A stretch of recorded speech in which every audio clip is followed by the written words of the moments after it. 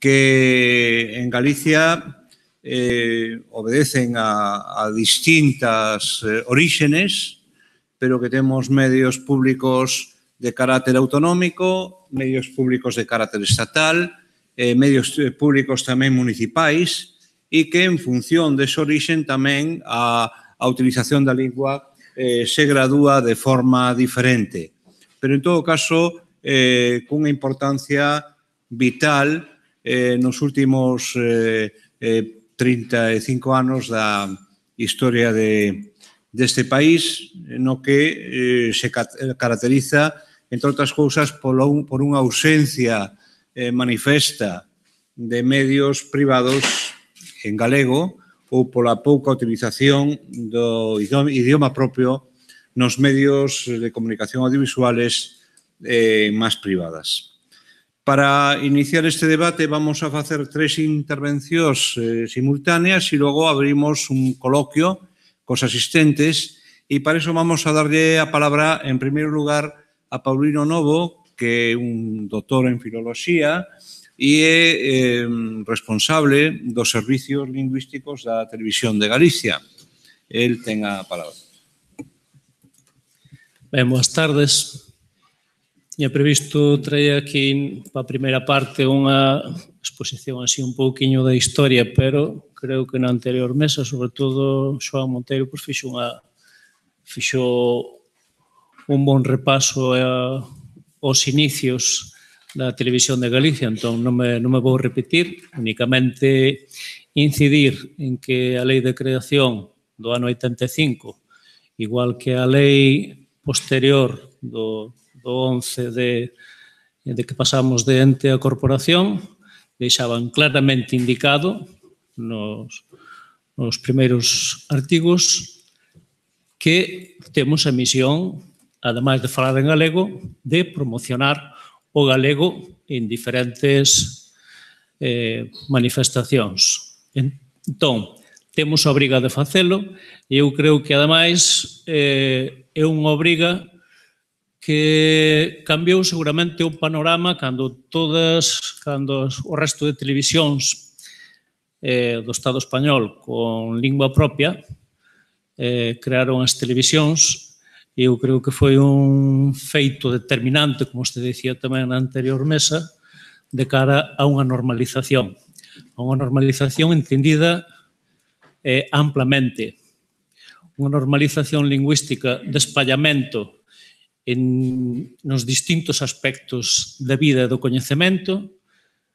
Foi unha arma pedagóxica, eu creo que importantísima. É certo que coincidiu tamén coa implantación no ensino da lingua e a literatura galegas, pero eu creo que o que fixo en Galicia a TVG, en Cataluña TV3 e Euskal Televista no País Vasco, eu creo que foron importantes. Incluso eu creo que cumpriron outra misión, eu creo que importante, que foi a de recuperación da autoestima. Falaban algo na anterior mesa tamén, de moita xente que falaba galego e que, bueno, eran tempos en que se non estaba avergoñado dese galego que falaba, pois non tiña ninguna autoestima. Eu creo que empezar a ver informativos, empezar a ver series dobradas en galego, creo que fixo un labor de autoestima, eu creo que importante. E despois creou un sector tamén, sector de audiovisual, que seguramente con problemas, que, bueno, eu son lingüista, non veño aquí, podo entendelo, ser solidario, pero eu creo que, bueno, mellor, peor, espero que se melloren esa situación das dobraxes, pero, bueno, en calquera xeito, creo un sector tamén audiovisual.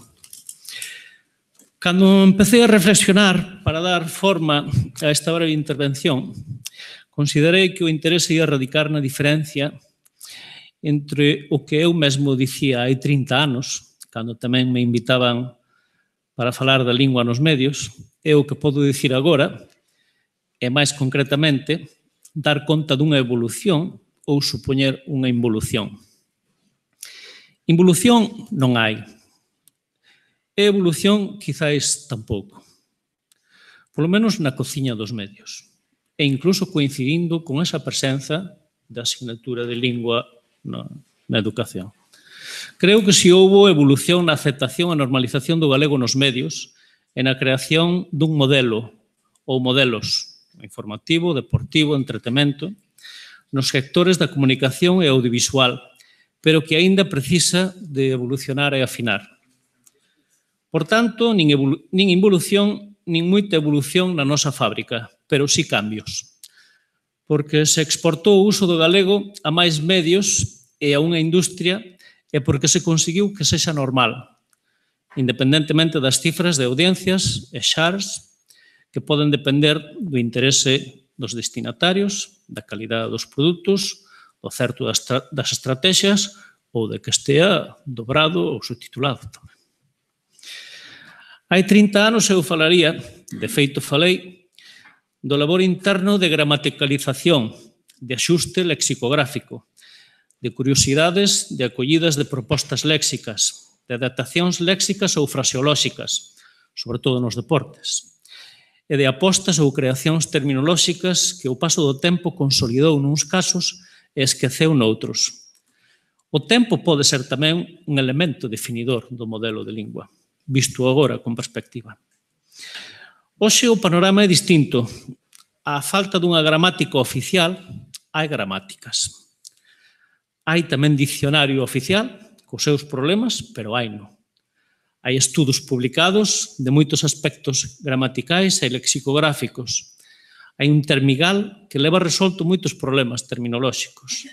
Incluso hai fora unha Fundeu que resolve as dúbidas diarias que non son materia de dicionarios.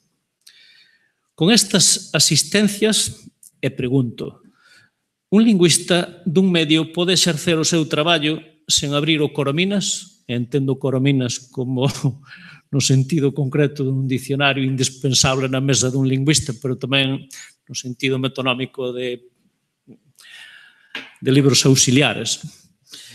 Posiblemente sí. Nós, no noso caso, ademais, agora non temos moito, ali na televisión os lingüistas non temos tempo a pensar nin a moito a decidir, desbórdanos o traballo. Pois posiblemente sí, se pode vivir sin eso. Pero a solución a todo pode atrofiar o estudo e a investigación. A preocupación por reflexionar sobre a transcendencia normalizadora ou sobre as adecuacións a cada momento, rexistro ou estilo, ou sobre o matiz preciso para cada contexto. E nos medios habería que evitar a solución única, a palabra preferible, o conceder ao xornalista o que moitas veces pretende, que é a limitación, moitas veces, moitos casos. O corpus de 5.000 palabras que neutralice o patrimonio léxico, pero permita escribir todas as noticias. Se nos deixamos levar e non lle poñemos atención, pois con 4.000 palabras arreglamos, amañamos as noticias todas. Os xornalistas e nós. Un permiso pode ser unha anuencia, unha autorización, unha condescendencia, unha conformidade, un consentimento, unha licenza, unha permisión, unha tolerancia, unha transixencia para cada momento, para cada contexto. Pero pode ser sempre tamén o permiso. E queda no permiso e non se enriquece a lingua. Nin a noticia, nin a comunicación.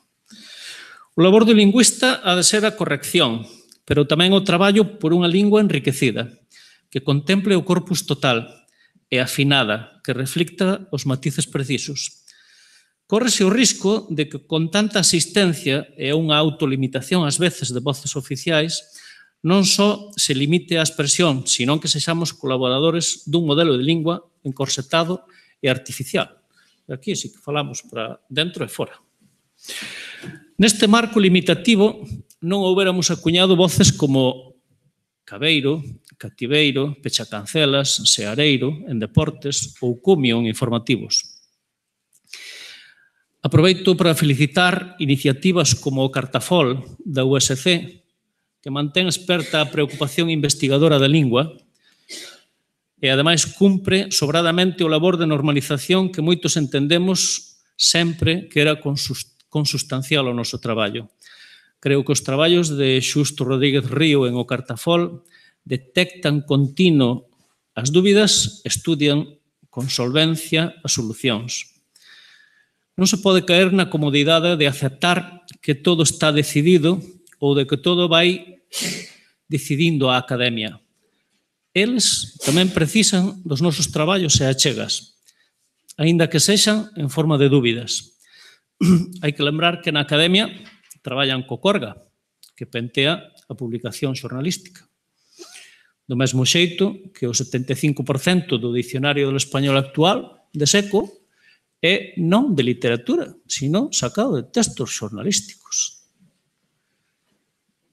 Pode parecer un contrasentido que os medios, por un lado, nos encorsetemos o que decide a academia e que a academia, polo seu, considere para traballar o que nos dicimos. Creo que no equilibrio e na ósmose de ambas partes está o traballo que nos debe guiar a todos. Teño como afección desde hai anos un traballo sobre significados figurados aplicados a persoas. E supoño que máis da metade das voces que estudo, moitas máis da metade, nunca foron usadas nos medios. É algo que me fai ás veces reflexionar e en momentos ter mala conciencia e sentirme cómplice de deixar morrer palabras e expresións ou non aproveitalas para revivilas. Probablemente en ningún momento da historia da nosa lingua se introducisen tantas palabras, por mecanismos de creación propia, por tecnicismos ou por neoloxismos, pero tampouco se enterrasen tantas palabras. Non é unha cuestión do galego, pois Pilar García Mutón segue enchendo todas as fins de semana a súa colaboración nas mañás de Radio Nacional na súa sección de palabras moribundas en castelán. E os medios somos inevitablemente axentes determinantes nas adquisicións, pero tamén nas defuncións.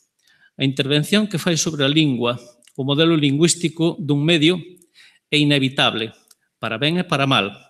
Do mesmo xeito que a construción dun edificio nun terreo ermo sácalle a virxindade a ese terreo, pero ofrece a cambio un sitio para que vivan as persoas. Calquera que sexa o modelo de lingua que se use, sempre neutralizará ou eliminará variantes, pero ofrecerá unha proposta común. Pasa algo co baile tradicional. Luar conseguiu popularizar bailes que estaban perdidos e popularizar tamén na maneira de normalizar o baile, que se interesase moita máis xente e a xente que estaba interesada que coñecese outras manifestacións. Pois constatouse hai tempo que tamén tiña unha normalización perversa, se se quere, porque ao aprender algúns puntos de baile mataba algúns propios, anulaba, neutralizaba algúns propios. É o problema que ten. Ou te quedas no ostracismo e te cerras co teu, ou se aprendes outros, corres o risco de ceder ou de perder algo do teu, non? É iso, é inevitable, se non optamos polo ostracismo, é a incomunicación, que é a palabra para usar hoxe aquí. En todo caso, haberá que establecer certos filtros que ás veces a propia sociedade delimita. Ás veces, copia os puntos que lle interesa, pero outros non os copia. E na lingua fai igual. Levamos anos dicindo cousas que a min me poñen enfermo, como a precipitación débil no tempo. O febre. Aquí temos centos de palabras para non usar ese calco do castelán. Pero, sabiamente, a xente non usa precipitación débil. Usan só algúns xornalistas.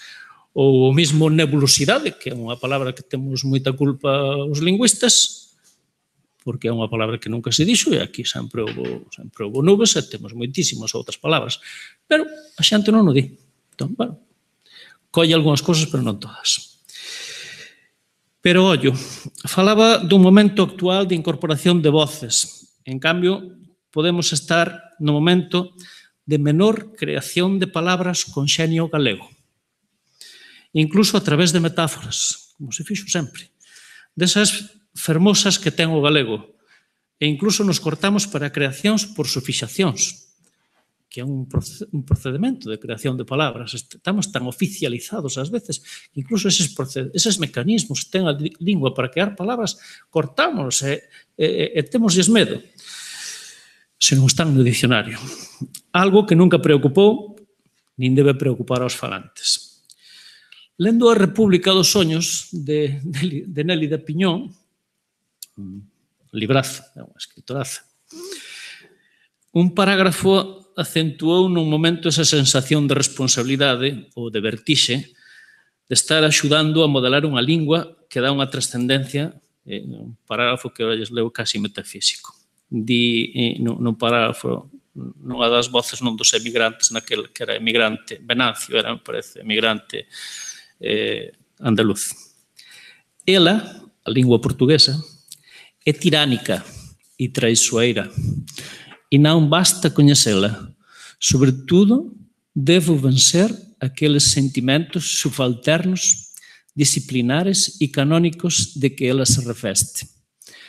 Esta lingua lusa, como todas as outras, menos mal que son todas, organizouse de forma a impedir que o povo a tome así e rompalle os grillóns. Os señores da lingua, isto asusta, sempre temeran que o povo convivese con aquela camada subxacente da lingua, capaz de conducilo á apostasía do imaginario, á liberdade. Temos na man, estamos definindo algo que ten unha trascendencia importante, non? Pero, bueno, que a trascendencia, bueno, destes arrepentimentos eu tiño un moi claro que confeso que me sinto culpable ou cómplice do aoísmo, que tamén sempre estuve en contra del, e agora, pois, eu ali teño que escribir ao, entón estou axudando a un fenómeno novo na lingua que é o aoísmo, entón, deso sí que me sinto culpable. Pero, bueno, quedan outros aspectos da lingua. A fonética non fomos capaces de inculcárllela aos profesionais do xornalismo, de que asuman que forma parte do oficio. Incluso vou máis aló. Agás excepcións, non hai moita consciencia de que a lectura da noticia forma parte da actividade xornalística. E aquí sí que, isto digo antes de escribir, antes de que escoitara a anterior mesa, e aquí sí que os profesionais da dobraxe nos deron sempre unha lección, independentemente dos graus de calidade, pero fonéticamente, pois nunca sempre deron un nivel, en xeral, máis alto que os propios profesionais da casa. En xeral. Sempre foi superior, en xeral, a calidade oral das dobraxes. A culpa compartímola, guste ou non, co sistema educativo, coas facultades tamén da comunicación. E outra disciplina desatendida é a prosodia, que nos ocupa tanto tamén a dobraxe, a radio e a televisión. Concretamente, a entoación. E seguramente xustificadamente, pois as variedades do galego fan difícil ás veces recomendacións e movémonos medios e dobraxes sen moita asistencia oficial académica de investigación e universitaria. Ao final, os lingüistas temos moita influencia no modelo e no vocabulario, pero non tanto. Os xornalistas teñen tamén, e hai a Rafa lanzache tamén, xa hai unha lanza. E no caso das dobraxes, pódese trasladar tamén aos actores, que tamén teñen que dicir. Deberá haber máis debate entre lingüistas e xornalistas. Melloraría a calidade do lado lingüístico e do da comunicación, seguro. Os lingüistas non poden traballar sós, hai que facelo con xuristas, con biólogos ou economistas para as respectivas terminoloxías. E máis, nas decisións de alto calado lingüístico, refirme ás normativas, a día de hoxe, penso, isto é o que penso eu, que non só deben atenderse voces políticas, senón tamén de xornalistas, de empresarios ou de profesionais que xa fixeron do galego a súa lingua da comunicación. Neste sentido, poño, por exemplo, a voz xabarín, hoxe, temos da actualidade, que nós conseguimos normalizar e que popularizamos a través do Club de Rapaces. É unha palabra que nós xa fixemos do pobo. E non se pode cambiar por xabaril. Por unha forma que se recomenda agora xabaril, que, ademais, non hai razóns filolóxicas para barrer unha para poñer a outra.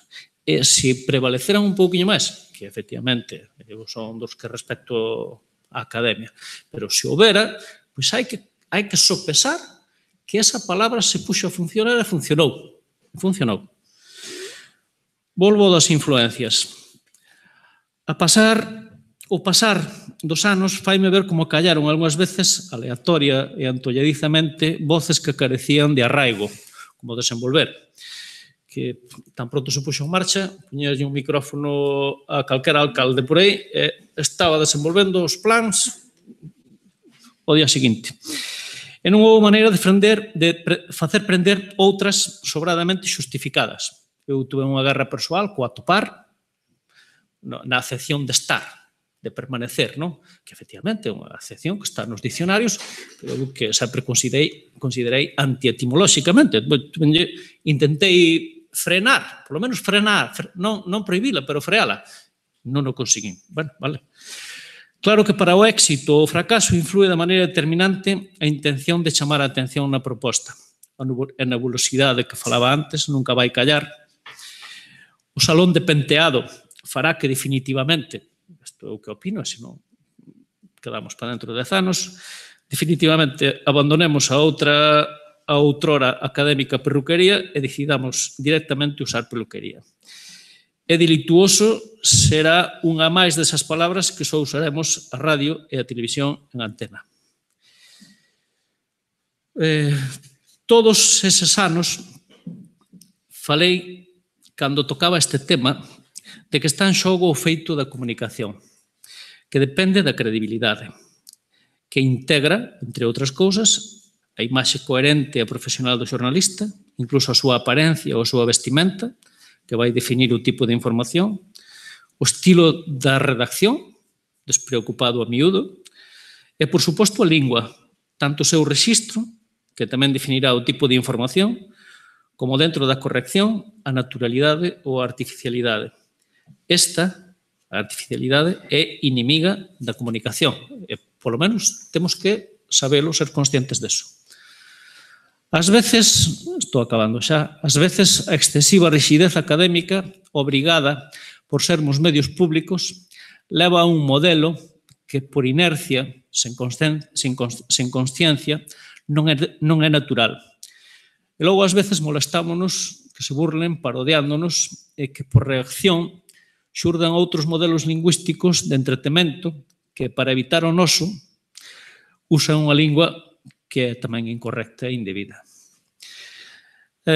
Para resumir, a maneira de conclusión, a todos nos debe preocupar non só a corrección que ás veces se entende como responsabilidade laboral que temos, sino a trascendencia como normalizadores e como definidores dun modelo lingüístico, a lingua do doga, a lingua das sesións do Parlamento ou a lingua das aulas da universidade non ten a trascendencia que ten a lingua na radio e na televisión.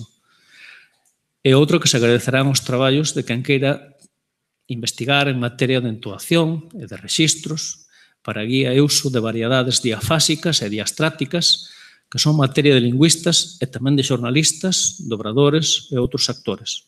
Neste sentido, eu levo anos invitando a que se fagan traballos de investigación e teses de doutoramento sobre aspectos, xa, se foran aspectos concretos de prosodia e de variedades diastráticas, sería xa fabuloso, pero incluso traballos sobre o que supuxo a lingua galega desde hai 33 anos pola TVG.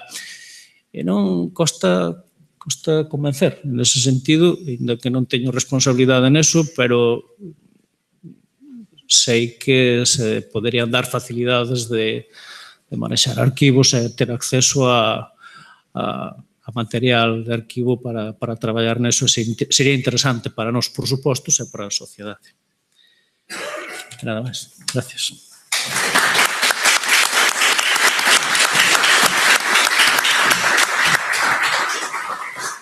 Moitas gracias a Paulino pola súa intervención. E agora vamos a un medio de maior proximidade, a Radio Municipal, e para iso temos con nos a Enrique Sanfiz.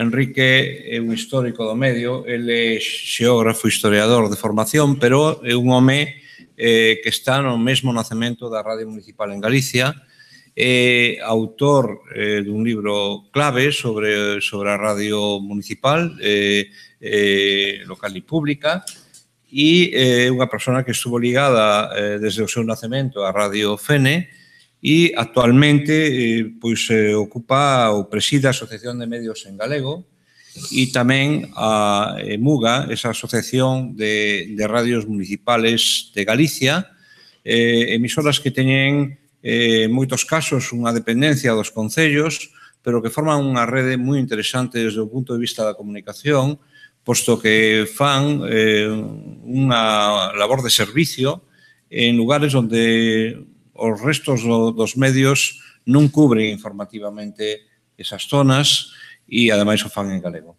Enrique, tes a palabra. Boas tardes. A vaca do pobre pace en calquera arredor. Eu veño aquí falar da vaca do pobre. Agradezo o convite ao Consello da Cultura de Xosé Ramón Pousa por vir aquí falar e agradezo naturalmente a todas as persoas asistentes o seu interés.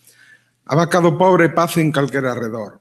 Hai outro dito tamén en torno á vaca do pobre que di que traballar a dúas mans, traballar arreo é traballar como a vaca do pobre.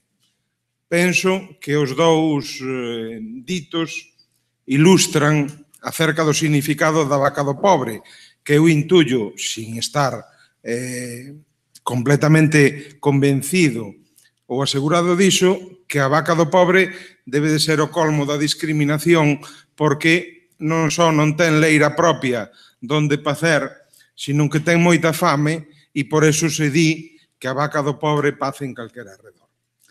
E os medios en galego temos que deixar de ser a vaca do pobre.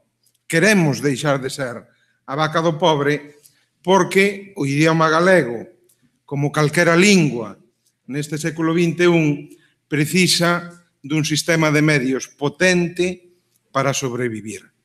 O sistema actual, eses 60 medios dos que nos falaban pola mañá, dos que nos falan os profesores Nicolás Xamardo e Iñaki Zabaleta no seu estudio, ese sistema deses 60 medios carece, ao noso xuízo, carece da potencia que sería necesaria para afrontar os retos da globalización. Non somos unha potencia, pero tamén é verdad que hai brotes verdes. No mundo da radio, que é o que coñezo mellor, as emisoras municipais, as emisoras locais, gozan dun momento de ouro, dun bon momento en todo o mundo, non só en Galicia, un momento de altos niveis de audiencia e, sobre todo, de alto impacto social, sobre todo, aquelas estacións que combinan acaídamente a frecuencia modulada, as emisións en frecuencia modulada, co podcast e coa utilización das redes sociais. Vayamos por partes. Redes sociais. A radio, como medio, a radio en particular, a frecuencia modulada, polas súas características técnicas, a programación de radio combina acaídamente coas redes sociais que se integran, se poden integrar na programación convencional, permitindo coñecer as audiencias e facilitando esa retroalimentación necesaria. Vou poñer dous exemplos de dúas misturas desa radio tradicional coas redes sociais, dous exemplos de dous programas ou dúas liñas de actuación que facemos en Radio Fene para evidenciar ese impacto social e ese bon momento da audiencia que se pode generalizar e incluso aplicar mellor a outra clase de emisoras. Este é unhas estadísticas do Twitter de Radio Fene, que é Radiofusión GA, donde aparecen as 10 noticias de maior impacto en Twitter das subidas a esta rede social no último mes. Vemos que a primeira nova, a de maior extensión, ten 2.381 persoas acadadas, é unha noticia referida a José Couso, o xornalista ferrolán que morreu, que foi asesinado en Bagdad en 2004, e se di que a familia agarda a resolución do Tribunal Constitucional e denuncia que unha proposición non de lei leva un ano no caixón bloqueada pola mesa do Congreso. Outra das noticias, a segunda, 2.020 persoas acadadas, fala de A Banda da Loba, Cuarta Xusta, Abelas Ainas e Mama Cabra son hoxe en Sons de Nós. Unha lista de música feita en Galicia, de éxitos que inserimos diariamente na nosa programación. A terceira nova é unha nova que fala David Álvarez, de que Pipi Medias Longas é un canto de liberdade. É unha noticia que fai referencia a unha tertulia, a un club de lectura que facemos en Radio Fene e Radio Fusión. En este caso, veu o home que fixo a traducción que verqueu ao galego a esta historia de Pipi Medias Longas e que mantivo esa tertulia connosco, e esa é a referencia dese programa. Noutra rede social, en Facebook, tamén aquí aparecen as últimas o impacto das noticias novas subidas a esta rede social nos últimos 10 días. A de maior impacto foi unha noticia con 6.200 persoas acadadas, o cal é unha cifra altísima. Hai que ter en conta que Fene é unha población de 13.000, pouco máis de 13.000 habitantes, e esta cifra de 6.000 persoas acadadas, e máis sendo o tipo de noticia, é unha noticia que fai referencia a unha zapatería que os zapateiros pois se xubilan e lle ceden o negocio a outro home que ven e fala nunha entrevista pois do oficio de zapateiro na actualidade, do oficio de zapateiro hai anos, etc. E iso é a nova que resultou de maior impacto nesta rede social, en concreto nestes últimos 10 días, 6.341 persoas. Outras dúas iniciativas que tamén fan referencia ás redes sociais e que están moi directamente enfocadas á xuventude, buscando esa conexión coa audiencia máis nova, sobardan o ámbito da radio e entran no que se podería denominar un pouco ambiciosamente produción audiovisual. Son vídeos que realizamos desde a radio local de Radio Fene, nun caso vídeos de deportes.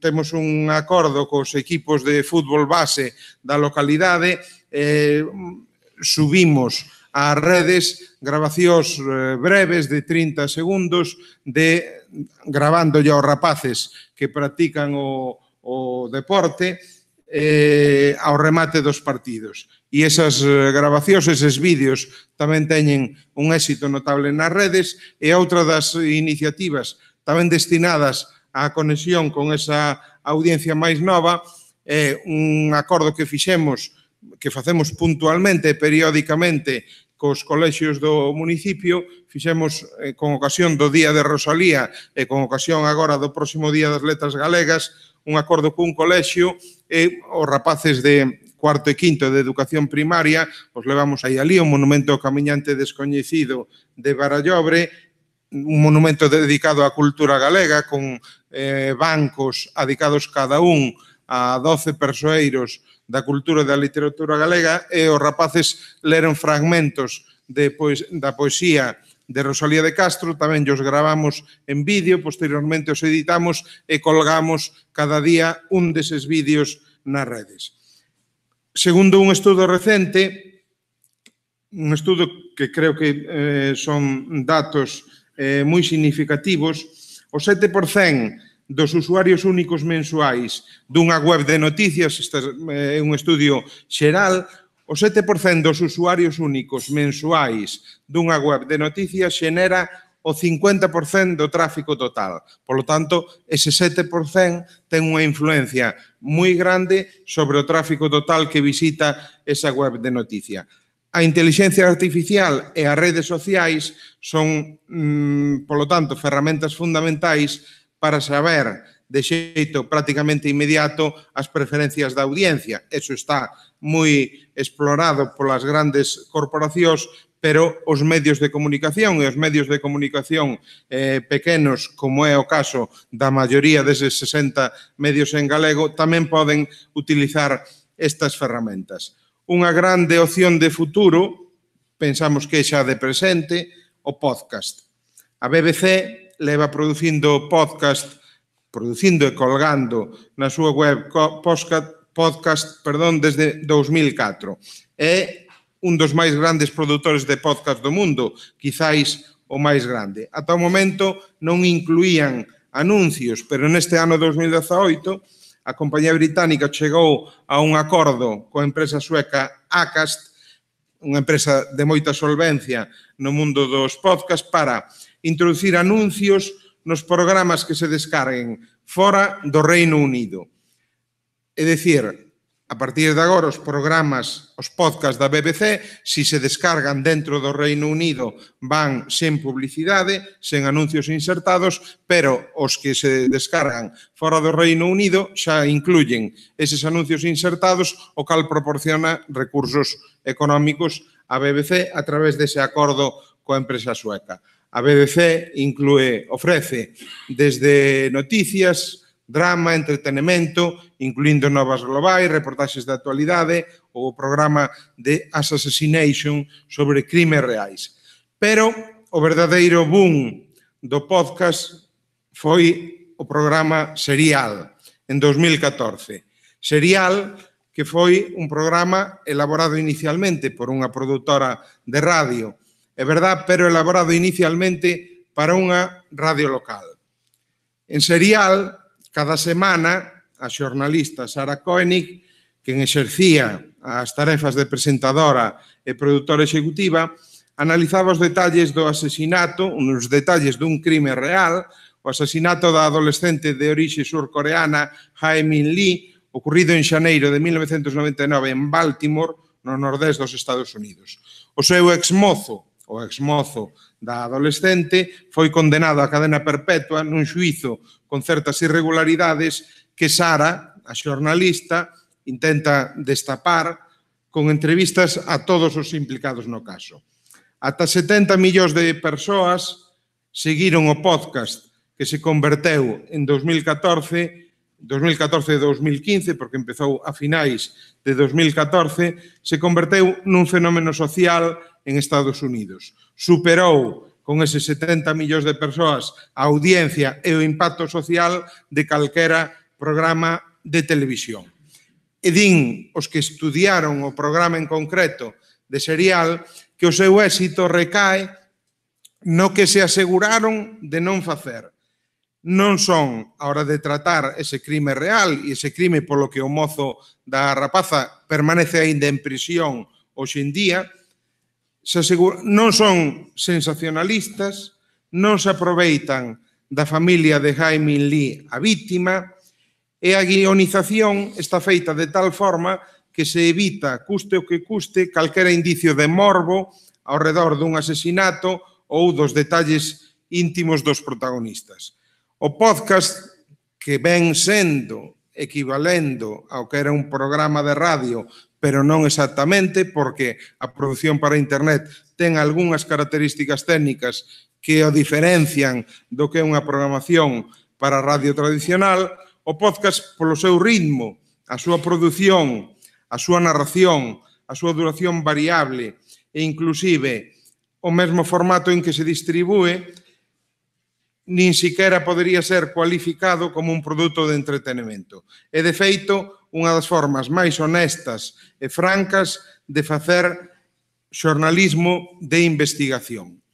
Eso é o que din os estudiosos deste programa, que xa está concluindo a súa segunda temporada sobre outra circunstancia, outro feito acaecido en Afganistán, e que tamén tivo un éxito non equiparable ao da primeira época, pero sí un éxito notable que está a facer que na actualidade unha de cada 4 persoas en Estados Unidos confese ter escoitado algún podcast nos últimos 30 días. Como din os expertos nesto das tendencias sociais, que en Europa adaptamos as tendencias de Estados Unidos con 5 ou 6 anos de retraso, pois aquí o boom do podcast moi posiblemente se produza no 2019 se se cumplen esas reglas. Di o escritor Xavier P. do Campo, na novela A nena co abrigo de Astracán, que as sabas estaban frías con esa friaxe bella que chega ata a cana dos osos. Para fuxir desa friaxe bella, os medios en galego deben utilizar cada vez máis e mellor esas novas tecnoloxías, podcast, redes sociais, novos formatos. Para iso, a colaboración entre medios públicos e privados, coa universidade e coas institucións faise necesaria. Este ano, a Asociación de Medios en Galego impulsou a declaración do 7 de febreiro como Día dos Medios en Galego, unha conmemoración que pretendemos continuar a celebrar no próximo ano, 7 de febreiro como data na que saíu a rúa en 1876 o primeiro número de O tío Marcos da Portela, o periódico impulsado por Valentín Lamas Carvajal e que convertiuse e constituíu un fenómeno de innovación na prensa da galega da época, por diferentes motivos, pola utilización de canles de distribución descoñecidas ata o momento, pola introdución da ironía no seu tratamento xornalístico, pola conexión coas preocupacións sociais que naquelas últimas décadas do século XIX vivía a sociedade galega, etcétera, etcétera, etcétera. Nestes momentos teño que decir que hai boas novas, eses brotes verdes dos que falaba ao comezo continúan. Esta mesma semana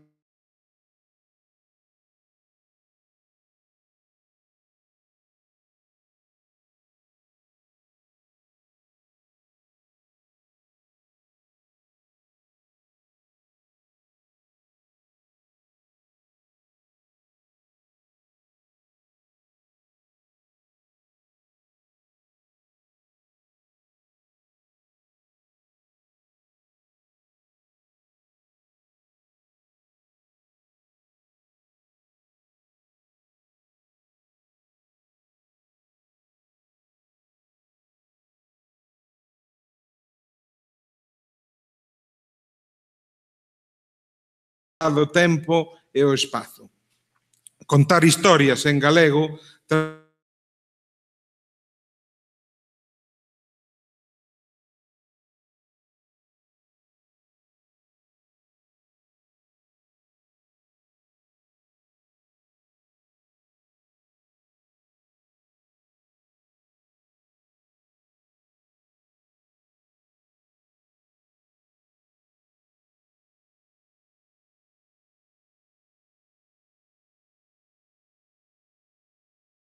o idioma galego precisa dun sistema potente de medios para